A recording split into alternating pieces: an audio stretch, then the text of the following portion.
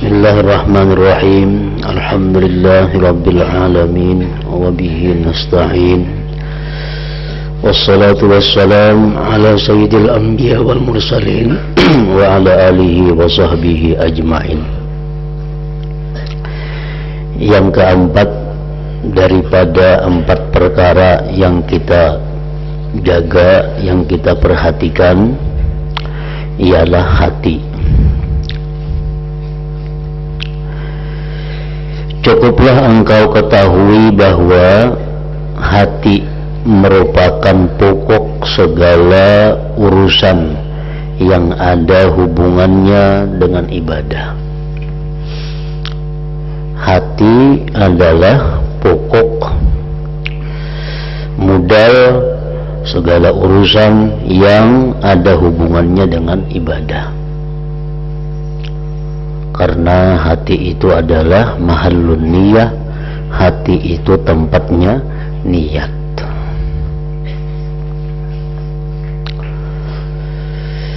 Jika engkau merusak hati, maka akan rusaklah segalanya.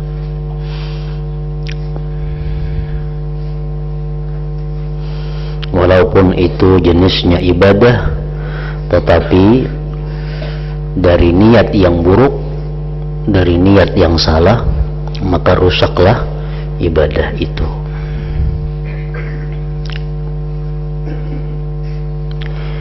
Sebaliknya, kalau engkau membaguskannya hati, membaguskan hati, maka menjadi bagus pula semuanya. Idza salaha salahal jasadu kulluh wa idza fasadat idza salahat salahal jasadu kulluh wa idza fasadal jasadu kulluh. Apabila hati itu bagus, maka baguslah seluruh jasad, dan apabila hati itu rusak, maka rusaklah seluruh tubuh.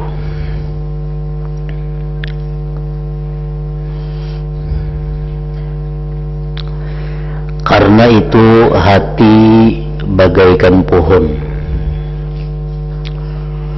dan seluruh anggota tubuh adalah cabang-cabang pohon itu, ranting-ranting pohon itu.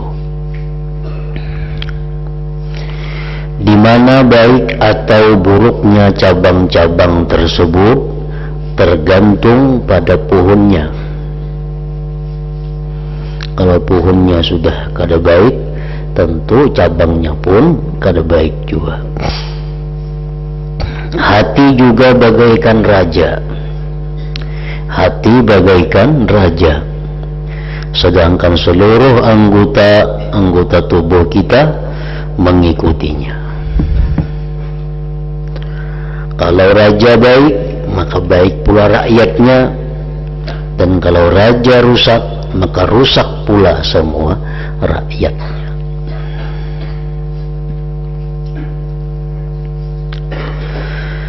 Jadi kalau begitu, ujar Imam Al-Ghazali, baiknya mata,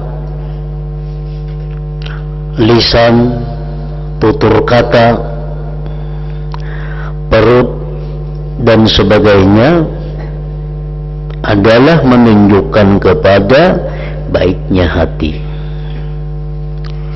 Orang itu mampu menjaga matanya daripada memandang yang diharamkan Allah, mampu menjaga mulutnya daripada yang diharamkan Allah, mampu menjaga perutnya daripada diisi dengan yang dilarang Allah, maka itu menunjukkan baiknya hati seseorang. Serta ramainya hati berzikir kepada Allah. Dan apabila engkau melihat cacat pada mata, mata suka melihat yang diharamkan, lisan suka berkata-kata yang tidak menyenangkan, perut diisi dengan apa yang ia mau dan sebagainya, maka ketahuilah bahwa yang demikian itu disebabkan oleh cacat yang dapat di hati. Malahan cacat di hati itulah yang lebih banyak. Jadi kadang-kala kita beralasan kada penting kelakuan, yang penting hatinya. Nah kadang-kawan itu karena mun hati baik, otomatis kelakuan pun jadi baik, cara berpakaian pun baik. Kadang-kadang syaitan membisikkan di dalam hati kepada kita bahwa kada perlu zahir itu baik, yang penting hati, karena Tuhan memandang hati. Lalu kita tingkah laku kada baik, lalu tingkah laku sekahendak, lalu tingkah laku bertentangan dengan hukum Tuhan. Alasan yang penting hati baik itu kada kawa, karena bila hati baik semuaan jadi baik.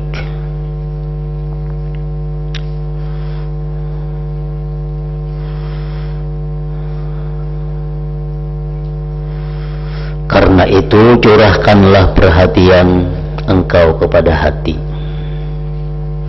perbaikilah hati, niscaya semua akan menjadi baik sama sekali, sehingga Anda dapat merasakan enak.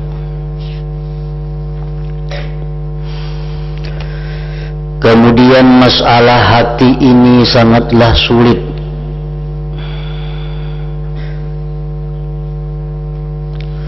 Sebab ia digerakkan oleh khatir, geritik hati. Sedangkan khatir tidaklah berada di bawah kekuasaan engkau. Kawalah kita menghindari geritik hati. Kadang-kadang datang surangannya hendak itu, datang hendak ini, datang hendak macam-macam tanpa kita kehendaki. Lain kalau kita menggerakkan tangan, nah itu kalau kita atur. Menggerakkan mata kalau kita atur. Menggerakkan kaki kalau kita atur. Tapi kalau hati, nah itu datang kepadanya khatir, bisikan-bisikan yang di luar kemampuan kita, di luar kehendak kita. Menghindari khatir, menghindari geritik hati amat memayahkan, amat sulit. Lantaran keadaan semacam ini, memperbaiki hati adalah lebih berat atas ahli ijtihad, orang yang sungguh-sungguh tekun beribadah. Kita sembahyang khusyuk, khusyuk zahir itu mudah.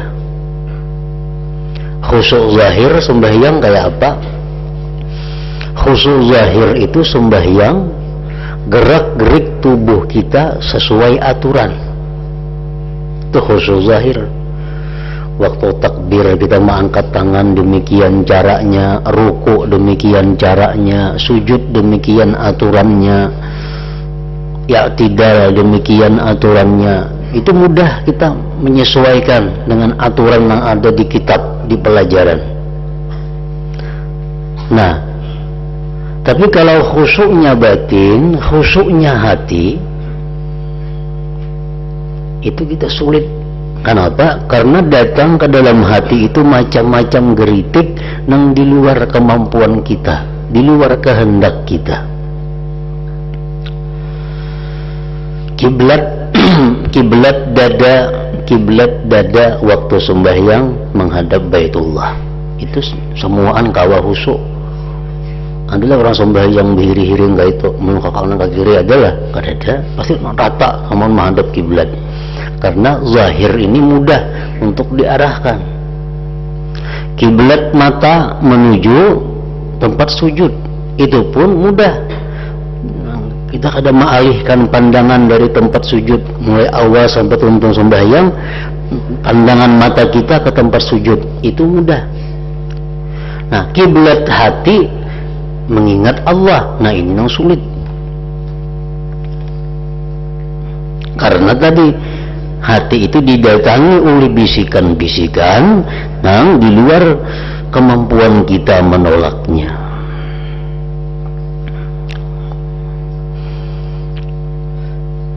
Jadi memperbaiki hati adalah lebih berat atas ahli ijtihad.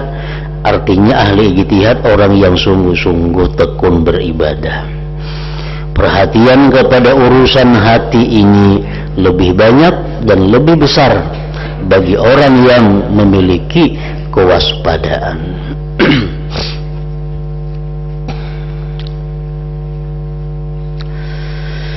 Diriwayatkan dari Abi Yazid Al-Bastami rahimahullah, beliau berkata, aku telah merawat hatiku selama 10 tahun, lisanku 10 tahun, nafsuku 10 tahun.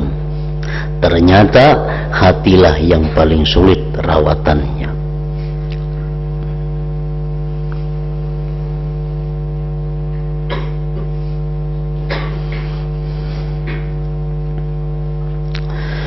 Selanjutnya hendaklah engkau menaruh perhatian kepada 4 perkara yang telah aku sebutkan, yaitu melanturnya angan-angan. Sudah disebutkan oleh Imam Ghazali di bab yang terdahulu. Saya ingin ulangi lagi di sini supaya kita lebih memperhatikan yang 4 perkara yang merupakan sifat yang tercela, yang membahayakan kehidupan akhirat kita. 1, melanturnya angan-angan. Arti melanturnya angan-angan itu adalah kita merasakan bahwa kita masih lama hidup di dalam dunia, atau kita menghendaki lawas lagi dalam dunia ini. Itu sifat yang kada baik, sifat yang sangat membahayakan. Kalau kita nih merasa lagi diri kita ini 1 tahun nih kada mati, umur masih anum, awak masih sihat. Padahal banyaknya orang 17 tahun mati. Ada mati terlanggar motor, ada mati kecelakaan, ada mati lamas, ada mati kebakaran. Nah kalau kita merasa bahwa kita ini masih lawas lagi hidup dalam dunia, itu adalah sumber kerusakan. Yang kedua, tergesak-gesak dalam perkara yang ada hubungannya dengan ibadah.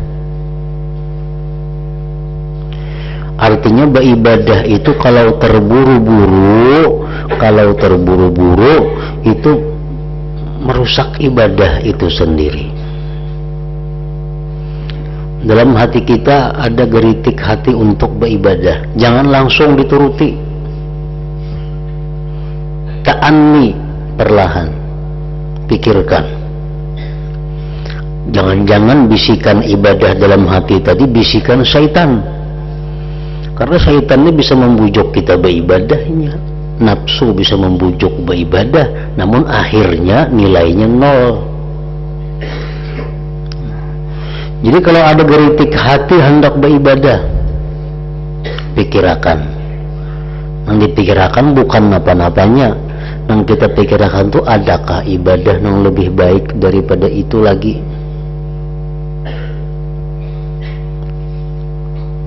Karena apabila kita melakukan satu ibadah, sedangkan ibadah yang lebih baik daripada itu ada dan kita mampu melakukan, berarti geritik hati hendak beribadah tadi itu dari syaitan atau nafsu. Kita nih hendak beribadah, padahal bagus sudah, tapi ibadah yang kita kehendaki ini nomor 2 nilainya. Ada ibadah yang nomor 1 lagi dan kita mampu. Nah, kita karasi menggawi yang nomor 2 karena itu pengkehendak hati nih. Nah berarti ibadah itu dari nafsu. Kada berpahala itu. Ada berpahala. Jadi walaupun geritik hati hendak beribadah, jangan tergesak-gesak, pikirkan. Mun aku beribadah ini hukumnya apa dahulu? Sunat umpamanya. Adakah lagi sunat nang terbaik pada ini ku gawi? Oh kadada ini sunat nang paling tinggi sudah nilai pahalanya. Nang kedua, pikirkan lagi, kalau aku menggawi sunat ini adakah keparduan nang tertinggalakan? Kalau keparduan tertinggalakan gara-gara menggawi sunat ini jelas sudah salah. Nah kalau ku gawi nang sunat ini, ku laksanakan nang sunat ini, adakah nang haram nang ikut di dalamnya terlaksana? Kalau dalamnya ada nang haramnya, jelas sudah berarti ini ibadah kada bagus. Nah jadi tergesak-gesak dalam perkara yang ada hubungannya dengan ibadah, itu pun mesti diperhatikan, karena itu kada baik. Baik tergesak-gesak dalam hal memulai atau tergesak-gesak dalam hal melaksanakannya. Orang sembahyang tergesak-gesak kada bertumakninah, sahlah sembahyangnya kada jadi sah. Orang membaca Quran tergesak-gesak sehingga hadramah kada berbuku berhuruf lagi, berpahala lah kada lagi, jadi sebuku pembacaannya. Kadang-kadang ngarep namana ra, namana za, namana ha, namana ha, anjapan kada jadi berpahala lagi. Semuaan akibat tergesak-gesak. Nah itu yang kita perhatikan juga.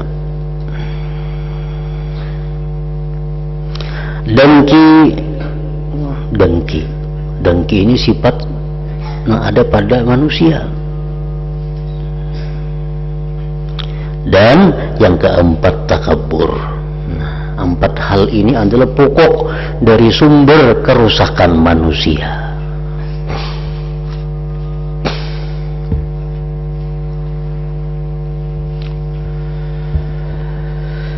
Aku khususkan 4 hal ini dari yang lainnya dalam pembicaraan ini. Walaupun banyak lagi perilaku yang tercela, banyak lagi akhlak yang jahat, tetapi 4 ini yang kukhususkan, ujar Imam Ghazali.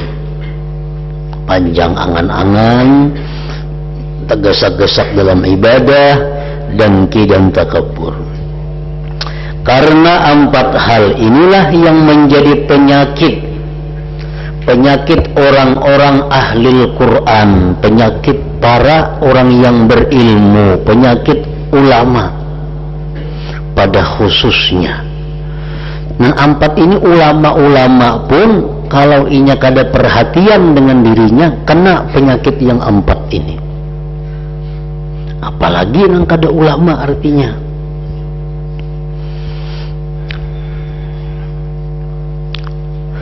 Empat hal ini pasti tumbuh di hati manusia secara umum. Hendak bergesak-gesak beribadah, merasa lawas lagi hidup dalam dunia, dengki, takabur. 4 hal ini pasti tumbuh di hati manusia secara umum, dan ahli Quran, ulama khususnya artinya.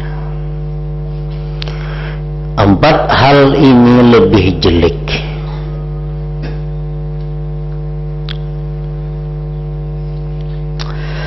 Engkau dapat melihat ahli Al-Quran atau para ulama yang melantur angan-angannya, sementara ia menganggap sebagai niat melakukan kebaikan, sehingga ia terjerumus ke dalam kemalasan dan menunda-nunda amal.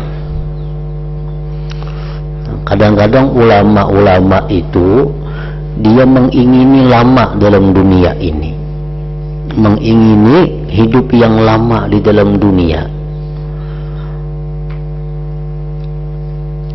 sementara niatnya untuk melakukan perbaikan diri, untuk memperbanyak bekal. Tapi kenyataannya akibatnya menghendaki hidup lama dalam dunia, timbul malas beribadah, timbul menunda-nunda amal kebaikan. Karena itu akibat yang pasti dari orang yang merasakan lagi lama dalam dunia. Kaina jagin beribadah umurnya 40, kaina umur 60 hanya mulai berhimat. Itu adalah penyakit panjang angan-angan. Dan ini rata-rata manusia demikian, merasa masih lawas lagi hidup. Nang anehnya lagi orang yang sudah umur 60, umur sudah 60, mata sudah kaur, huban sudah banyak, akain lagi aku amal berhimat kena umur 80 sadang. Amun tantu 80 sampai ini umur sudah 60. Tapi karena dihiasi oleh syaitan, lalu kadang merasa bahwa itu adalah satu kebuduhan, satu kelingahan.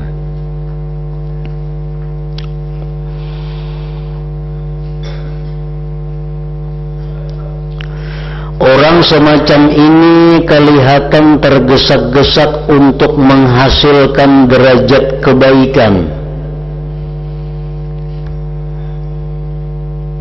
Akhirnya putus ibadahnya. Ia hendak lakas mendapatkan sesuatu yang ditujunya daripada kebaikan. Lalu ia bersegera beancap-ancap. Akhirnya putus ibadah di tengah jalan. Ada menuntung.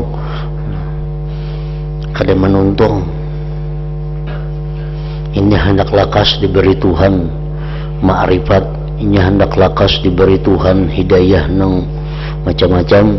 Lalu ini beramal habis-habisan, guring kurang, makan kurang, begaul kurang, semua dipul untuk ibadah, mengharapkan segera dapat keistimewaan dari Allah. Jadi seharian beribadah, berbulan-bulan sudah melakukan itu, kada dia juga keistimewaan yang bina datang, kada dia juga karamat yang bina timbul, padahal sudah habis siang malam beribadah, nyenak lakas dapat itu. 2 bulan kada dia juga timbul, akhirnya muyak, ampih akhirnya sudah aku beribadah, kada dapat napa-napa juga. Nah,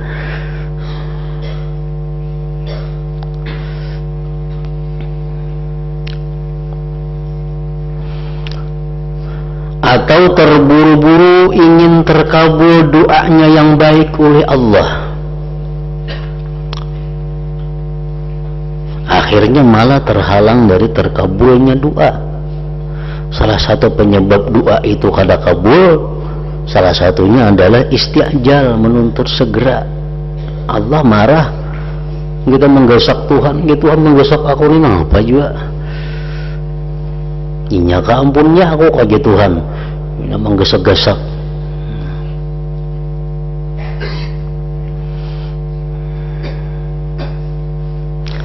Atau tergesa-gesa mengutuk orang lain supaya memperoleh keburukan, akhirnya menyesal.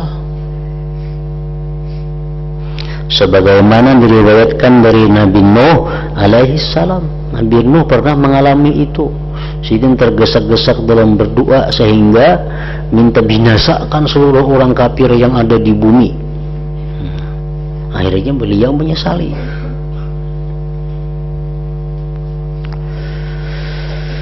Orang semacam ini kelihatan dengki kepada teman setingkat berkenaan dengan anugerah yang diberikan Allah.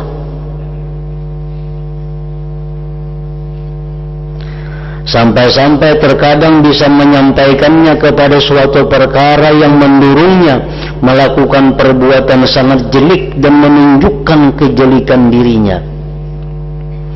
Artinya manusia secara umum itu ada dengki dalam hatinya.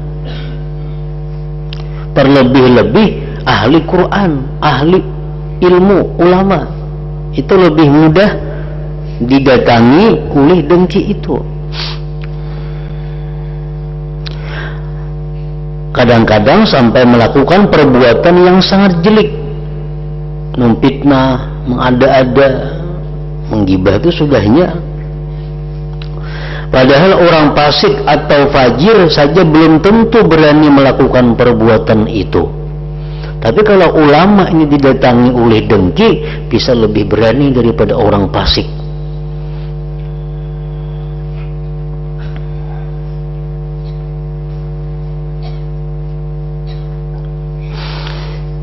Maka dengki itu membakar kebaikan sebagaimana membakarnya api akan kayu yang kering.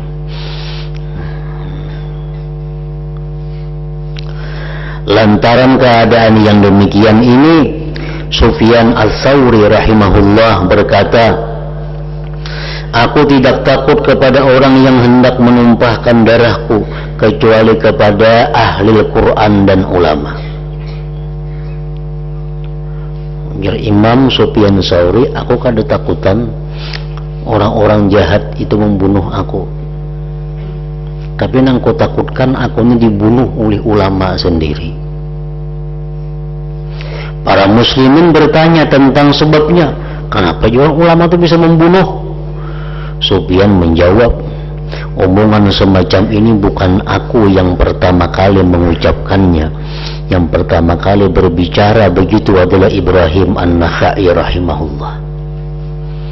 Aku kada takut orang zalim membunuh aku, orang fasik membunuh aku, tapi yang ku takutkan membunuh aku ini adalah ulama itu sendiri. Diriwayatkan oleh Atha, beliau berkata, Ats-Tsauri pernah berkata kepadaku, jagalah diri terhadap ahli Al-Quran, qari-qari, ulama-ulama, dan jagalah diri terhadapku bersama mereka ahli Al-Quran itu. Orang yang paling kusenangi di antara mereka dalam mensifatkan delima yang aku katakan manis, mengatakan bahwa delima itu masam. Aku tidak merasa aman terhadap usahanya kepada penguasa jahat untuk menumpahkan darahku. Aku kada merasa aman kawan-kawan ulama itu bisa melaporkan aku ke pemerintah, sehingga aku akhirnya ditangkap dan dibunuh karena ada kedengkian di hati mereka ulama itu. Diriwayatkan dari Malik bin Dinar, beliau berkata, aku menerima persaksian qurra ulama atas semua orang, tetapi aku tidak menerima persaksian sebagian dari mereka atas sebagian yang lain, karena aku mengetahui mereka itu ulama pendengki orangnya. Kalau ulama jadi saksi, nang disaksikan ini orang biasa, itu ku terima. Tapi kalau ada ulama menyaksikan ulama yang lainnya, itu kada ku terima. Karena biasanya ulama itu dengki ada di dalam hati mereka itu. Diriwayatkan dari Fudail rahimahullah, beliau berkata kepada anaknya, ujar Fudail, belikanlah aku sebuah rumah yang jauh dari qurra, yang jauh dari ulama. Kan Fudail salah seorang ulama besar, Fudail seorang aulia Allah. Jisin cariakan aku rumah yang jauh dari ulama. Apa untungku bertetangga dengan orang-orang yang apabila aku salah mereka merusak kehormatanku, dan kalau aku menerima nikmat mereka dengki.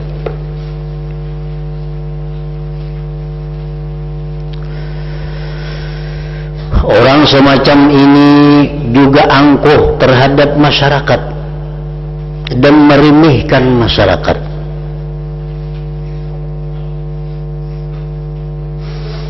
Ia berpaling kalau bertemu dengan orang lain, cemberut wajahnya, seolah-olah ia dikaruniai salat lebih 2 rakaat ketimbang orang lain, atau seakan-akan ia telah mendapat surat keputusan surga dari Allah Ta'ala atau bebas dari neraka, atau seakan-akan ia yakin bahwa dirinya sajalah yang beruntung sedangkan orang lain celaka. Ini pun penyakit para ulama juga. Kawan orang lain itu menganggap inting menganggap remeh kayak seorang haji yang masuk surga, orang lain semuaan ke neraka mati.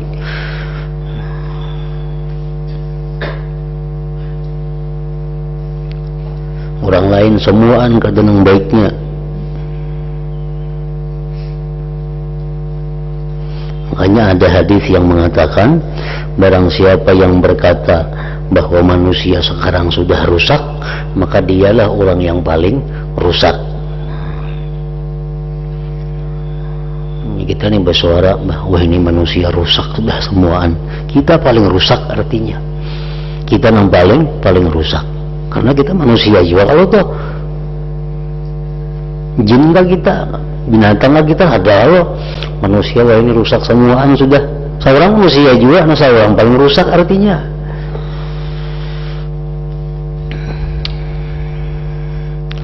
Kemudian selain itu, ia mengenakan pakaian orang yang tawadhu, pakaian yang serba lusuh, pakaian yang serba buruk, seperti pakaian bulu dan sebagainya, dan pura-pura mati nafsunya.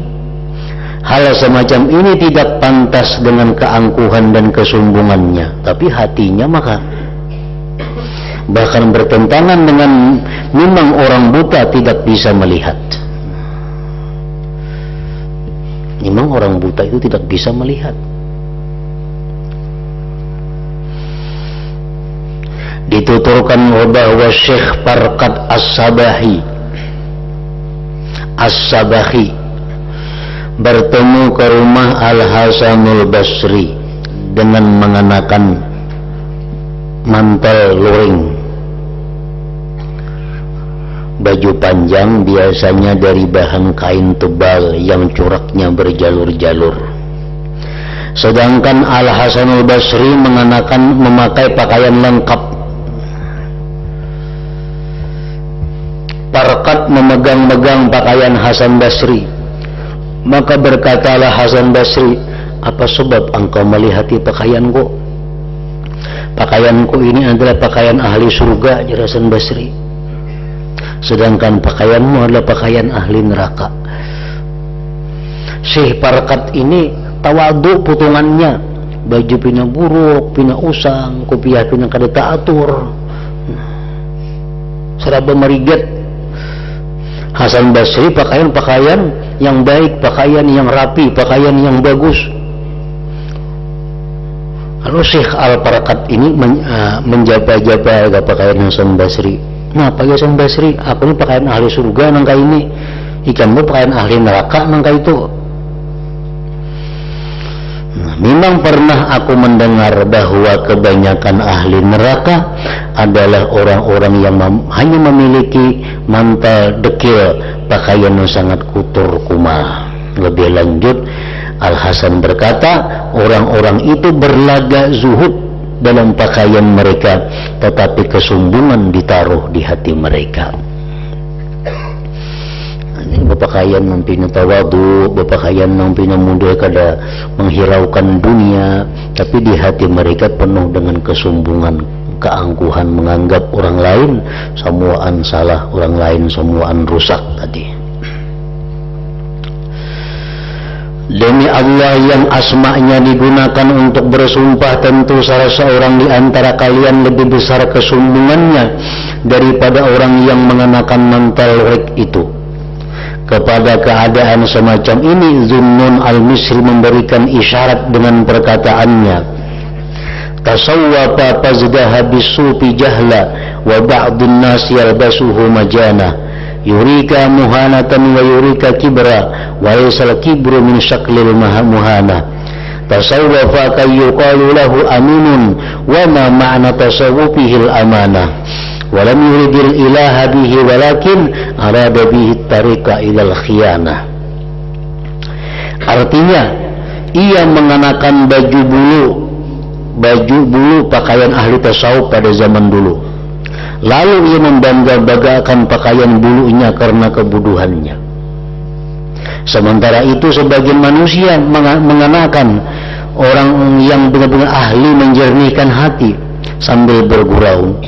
Orang yang berlaga sufi, ahli tasawuf, itu memperlihatkan kepadamu kehinaan dirinya, namun sering pula mempertunjukkan kesombongannya.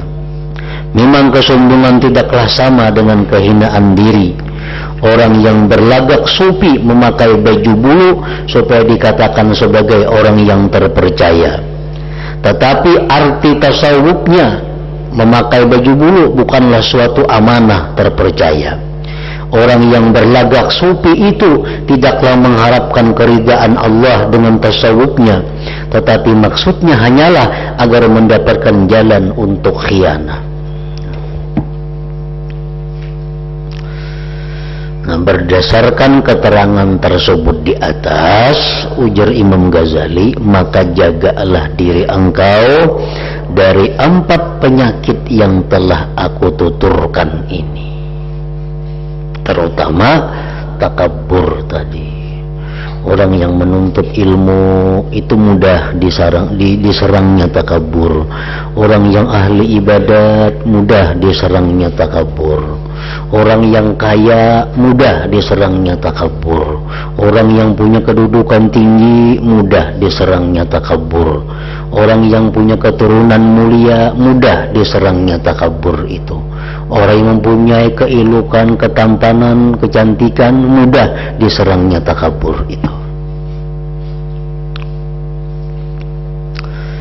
Orang yang mempunyai banyak pendukung, banyak pengikut, itu pun mudah diserangnya takabur.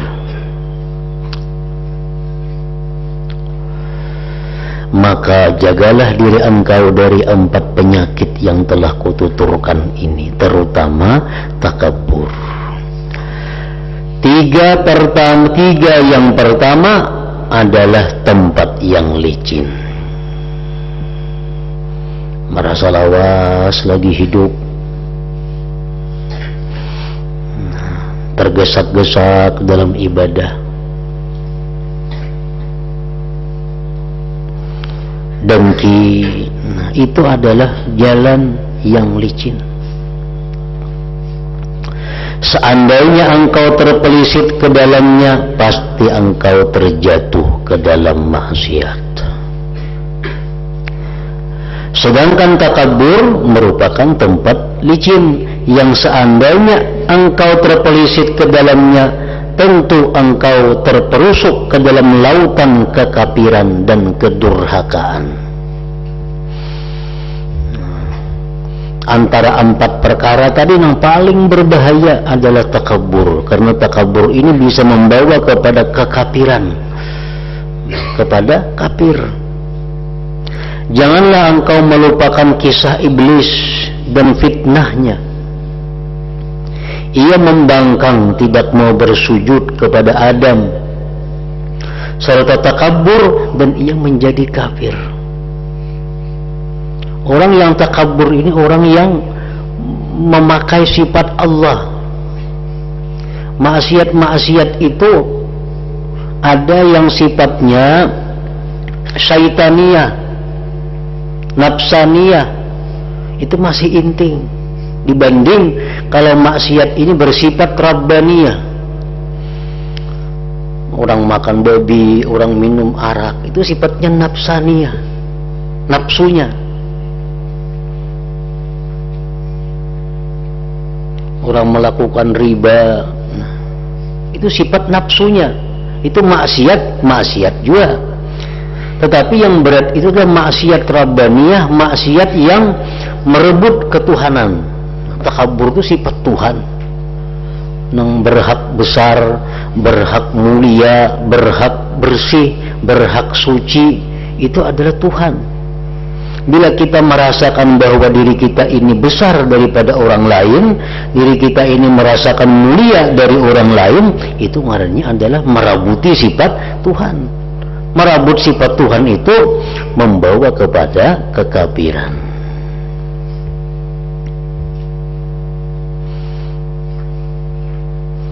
Kenapa kita kada boleh merasa besar, merasa mulia, walaupun kita ahli ibadat? Kita ini ahli ibadat 24 jam waktu kada ada untuk lain pada ibadat. Tetap kita kada boleh merasa lebih baik daripada orang fasik. tetap kita kada boleh merasa lebih baik daripada orang kafir. Kenapa sebabnya? Maka kita ini sudah nyata-nyata lebih mulia, kan kita beribadah 24 jam. Itu orang kada bisa bayangan, tapi kita kada boleh merasa diri kita lebih mulia daripada inya. Bila kita merasa kita lebih mulia, takabur ngarannya. Nah, karena mulia kada mulianya itu seseorang diukur waktu dia sakaratul maut. Itu ukurannya. Pemenang itu diukur waktu sakaratul maut. Kita sekarang ahli ibadah 24 jam, tentulah kita mati husnul khatimah. Ada tahu, ada jaminannya. Orang nang fasik itu bang, tentulah inya mati ke neraka. Ada tahu juga kita. Siapa tahu karena inya si fasik itu hendak mati tubat, kita hendak mati berbuat maksiat, kita kada tahu. Nah, oleh karena itu kada boleh kita merasa lebih baik daripada orang, karena baik itu hanya boleh dikatakan baik kalau mati ke surga. Selama kita belum ada kepastian mati ke surga, kita kada boleh merasa lebih baik. Nah, itu takabur ngarannya. Jadi kita melihat orang maksiat, jangan menghinakan inya, yang menganggap kita lebih mulia pada inya. Siapa tahu karena inya mati wali, seorang wala, kada tahu.